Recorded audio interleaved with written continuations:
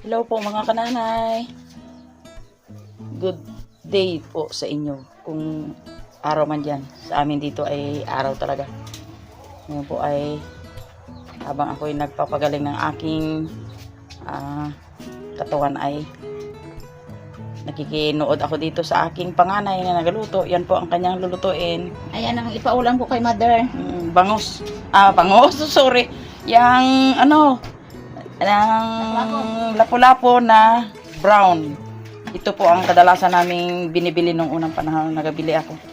Ayan po, yung aking manugang. Siya po ang siya po ang babysitter sa kanyang lapu-lapu. bunso. Yung yan. public enemy ni Magellan.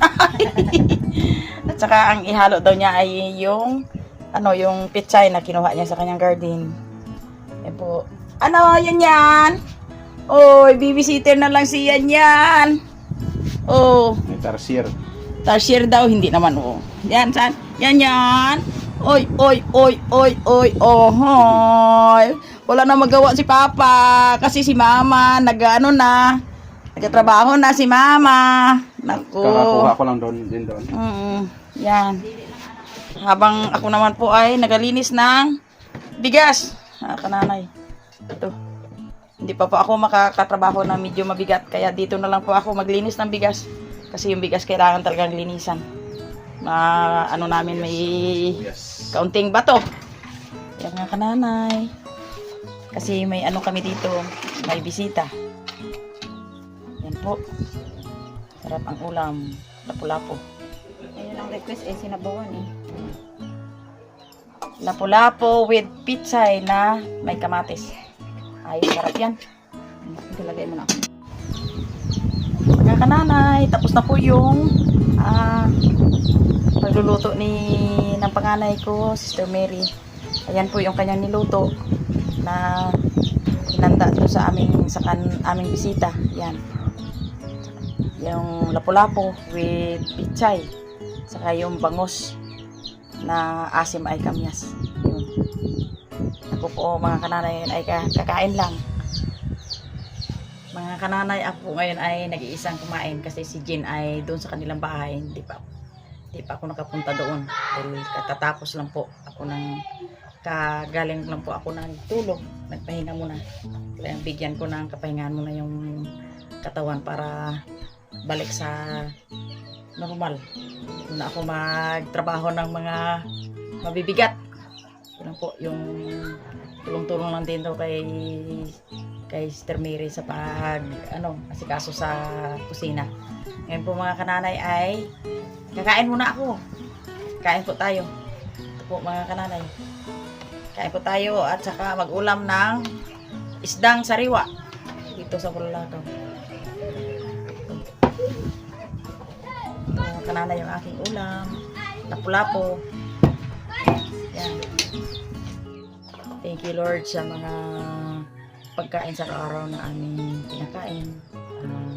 Pagpalain mo po makabigay ng kabusugan at magandang pangatawan sa kumakain in Jesus name. Amen. Kain tayo mga kananay. Ang sarap ng ulam, sarap ng niluto ni Sister Mary na lapu-lapu. Yan.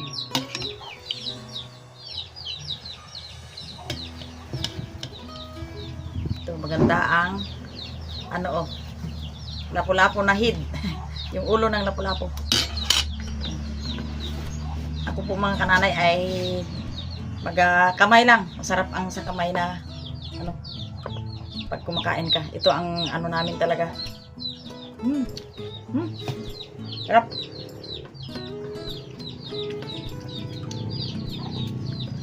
Sinigang na lapu-lapu.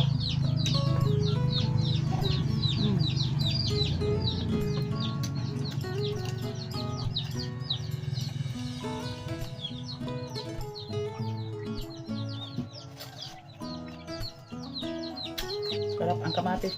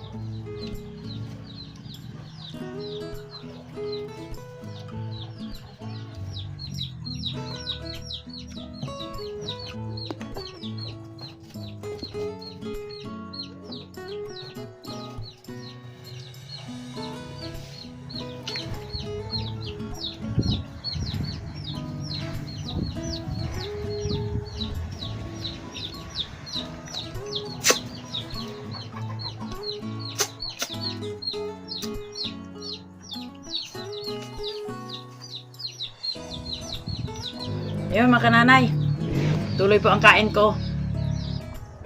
Dito po ako mga kananay sa kay Eric. Kay Milin at kay Eric na bahay. Ayun. Lek, musta? Ano, nang umalis ang mga bisita no, umuwi na hay? Okay na pa. Ay, hindi wala andalang isda sila. Ay, ayos eh. Hindi may ulam ngayon si nanay mo. Ama, talaga naman. Mga kananay, bisita po ako dito kay Jean. Datingin po ako ng mga tanim namin. Ang okra mga kananay ay halos bahagya lumaki. Nang dahil sa sobrang init. Ayan. Yun. Pandak pero nag-ano na siya. Nabalak na magbunga. Ayan. Yung aming mga pananim sa sa coast ng init. Ayan. Halos itong sitaw na ay nagabulaklak pero hindi nagdiretso. Gawa sa sobrang init dito sa Boracay. Taliwas naman doon sa Kalapan na halos nagaulan doon araw-araw. Yan, itong isa lang ang isang okra na dalawang okra ang tinanim ni GNIO. Palang kabulaklak. Yan. Yung aming dating tanim ko dito na talbos ng kamuti ay mabilis maglugo. Kailangan talaga yung yung didilig. Ayan. Sa area ni Jean ay halos ang mga tanim ay bahagi ako lumaki. Ayan po mga kananay. Ang team ni Brother Emer dyan dito sa amin nagtira kay Sister Mary. Yun, inapamirinda niya. Mamaya punta na naman doon sila mamaya. Last night mamaya sa kanilang tugtugan. Dito sa amin mga kananay pag magpiesta ay nag-hiring talaga sila ng mga banda.